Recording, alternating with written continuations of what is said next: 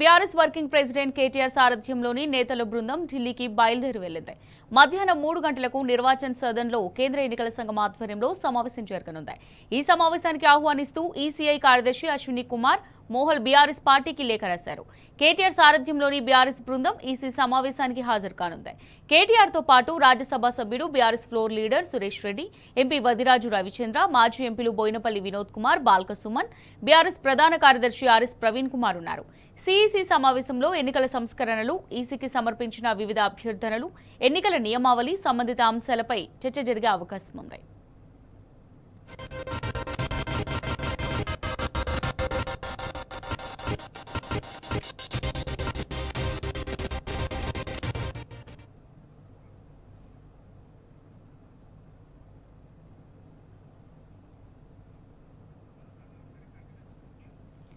Right. BRS working president KTR సారథ్యంలోని నేతల బృందం ఢిల్లీకి బయలుదేరి వెళ్లింది.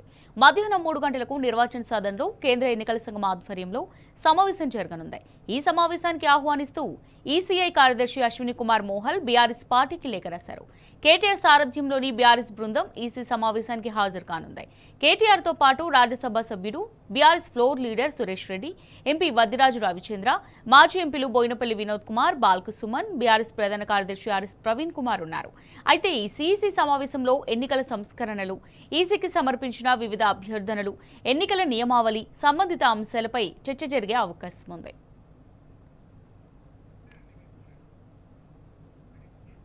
రైట్. ఇక దీనికి సంబంధించి మరిన్ని డీటెయిల్స్ మరి రిపోర్టర్ లివిల్ అందిస్తారు. లివిల్, మరి కేటీఆర్ సారథ్యంలో బీఆర్ఎస్ బృందం అయితే ఢిల్లీకి బయలుదేరినట్టుగా తెలుస్తోంది. మరి దీనికి సంబంధించి అప్డేట్స్ ఏ విధంగా ఉన్నాయి?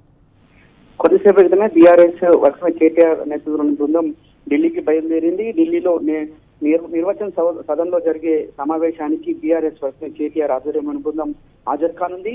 ఈసీఐ జ్ఞానేష్ కుమార్ ఆధ్వర్యంలో జరిగే ఈ సమావేశంలో పలు కీలక అంశాలపైన కూడా చర్చించే అవకాశం ఉంది.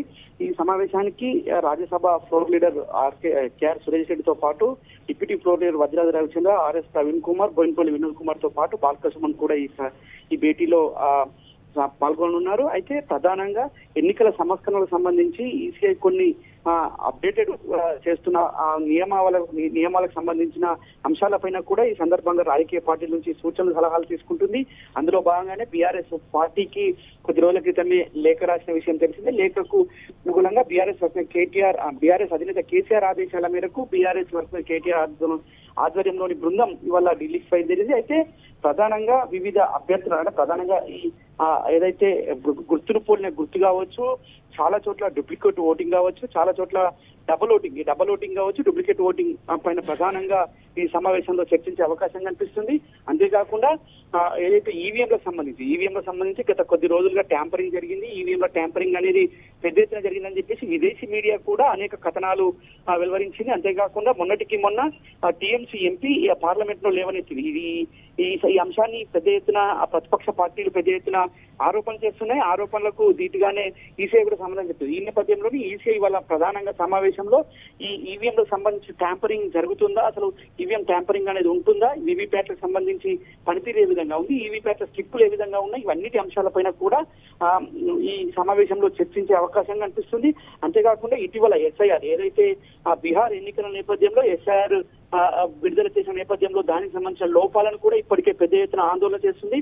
ఇటు లోక్సభలో అటు రాజ్యసభలో కూడా పెద్ద ఎత్తున విపక్షాలు ఆందోళన చేస్తున్న నేపథ్యంలో అన్ని ప్రాంతాలకు సంబంధించిన అన్ని రాష్ట్రాలకు సంబంధించిన ఎస్ఐఆర్లు కూడా ఇదే విధంగా ఉండే అవకాశం భవిష్యత్తులో ఉంది కనుక దీన్ని ఇప్పుడే కొట్టిపడేయాలి, దీన్ని ఇప్పుడే తిరస్కరించాలని చెప్పేసి కూడా ప్రతిపక్ష పార్టీలు ఆందోళన చేస్తున్న నేపథ్యంలో దానికి సంబంధించి కూడా ఈసీఐ వివరణ కోరుతుంది. గత కొద్ది రోజులుగా వివిధ రాజకీయ పార్టీలకు పేరు పొందిన రాజకీయ పార్టీలు అన్నింటినీ కూడా వివరణ కోరుతుంది. వివరణలో భాగంగా ఇవాళ బీఆర్ఎస్ పార్టీ సంబంధించిన వివరణ అడిగింది. దీనికి సంబంధించిన సలహాలు సూచనలు కూడా బీఆర్ఎస్ పార్టీ నుంచి బీఆర్ఎస్ వర్కింగ్ కేటీఆర్ చెప్పనున్నారు. అంతేకాకుండా ప్రధానంగా ఎన్నికలకు సంబంధించిన ఏదైతే పోలింగ్ కేంద్రాలతో పాటు వెబ్ కాస్టింగ్ కావచ్చు, సీసీ కెమెరాలు కావచ్చు, ఇతర అంశాలపైన కూడా ప్రధానంగా ఈ సమావేశంలో చర్చించనున్నారు.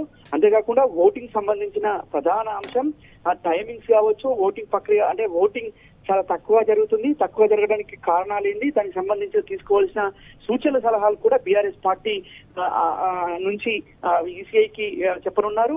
అంటే గత కొద్ది రోజులుగా అర్బన్ ఏరియాలో ప్రధానంగా ఎన్నికలు ఓటు వేయడానికి చాలా మంది విముఖత చూపట్లేదు, అంటే విముఖత చూపిస్తున్నారు. ఓటు వేయడానికి ఎవరు కూడా రాకపోవడంతో ఆయా ప్రాంతాల్లో ఓటింగ్ శాతం తగ్గుతుంది. కనుక ప్రజాస్వామ్యం కల్పించిన హక్కు ఓటు హక్కు ప్రతి ఒక్కరు వినియోగించుకునేలా క్యాంపెయిన్ చేయడం కావచ్చు, ఆయా అర్బన్లలో ప్రధానంగా సంస్కరణలు చేయడం వంటి కీలక అంశాలపైన కూడా ఈ సమావేశంలో చర్చించే అవకాశం కనిపిస్తుంది. ఇటు ఎస్ఐఆర్ తో పాటు ఈవీఎంల ట్యాంపరింగ్, ఈ ఓటింగ్ నమోదుకు సంబంధించి ఓటింగ్ ప్రక్రియ, పోలింగ్ బూతులు, బిఎల్ఓల నియామకం తదితర అంశాలపైన కూడా ఈ సమావేశంలో చర్చించనున్నారు. వారికి బీఆర్ఎస్ పార్టీ నుంచి సలహాలు సూచనలు కూడా ఈసీఐకి బీఆర్ఎస్ వర్కింగ్ ప్రెసిడెంట్ కేటీఆర్ ఆధ్వర్యంలోని బృందం వారికి ఇవ్వనుంది. Sanjana, right, thanks for the updates లివిల్ రెడ్డి.